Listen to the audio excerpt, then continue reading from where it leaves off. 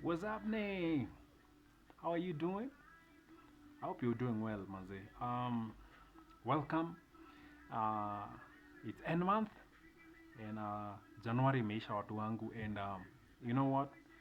This has been one of the most different Januaries I've ever experienced. Man, I've been busy, but we thank God. Sindio. Now, today, earlier this week, I was having a conversation with a lady friend of mine. She's a single mom, and so tulikuwa tunaongea moja mbili hapa hivi nini nini, and I got to hang out with her child, and now I feel wakati hii mwezi ilianza, I did a video for the ladies, and I told you ladies to keep your legs crossed, closed, crossed, whatever. Just funga miguu. Now, today I want to talk to you gentlemen. And I want to talk to you, especially if you know that you have a child out there.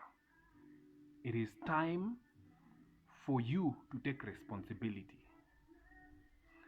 Our society is messed up because of men who have decided that they are not going to take responsibility for their mistakes. And it's time for us to correct that. I've always been telling men, and I've been doing these videos for men, sababu nataka, I want us men to wake up, because for this society to be fixed, there has to be men, and men need to wake up. And one way of waking up is taking responsibility. So kama kuna demu unajua ulienda na huko hivyo nje and you had sex, and you had a child with her, na ukaruka kama Masai, it's time for you to take responsibility. Otherwise, it will come back to you.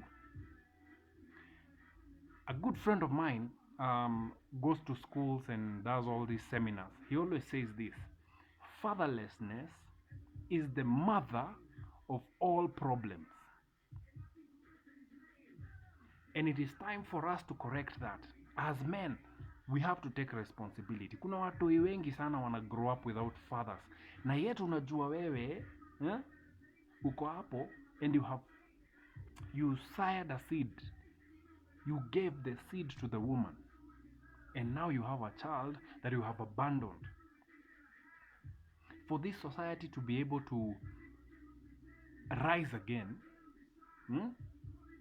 you have to take responsibility.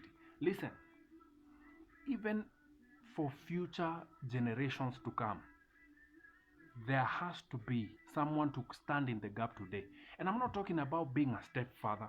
I'm saying you need to take responsibility for your child. You need to fight to be in his or her life. Because children need to learn to see men hustle. Even your daughters, they need to know. They need to see you hustling. They need to see you loving their mom. They need to see you there, so that wakati ukifika, they'll be able to respect their men. We have so many broken marriages because we have so many people don't know how to respect men. So many women today don't know how to respect men because they never saw a man in their life growing up. So hawajui hustle, hawajui struggle, hawajui sacrifice. They have grown up and they have this, I'm strong and independent. That's bullshit. You as a man, you need to take responsibility, because fatherlessness is the mother of all problems that we are having today in our society.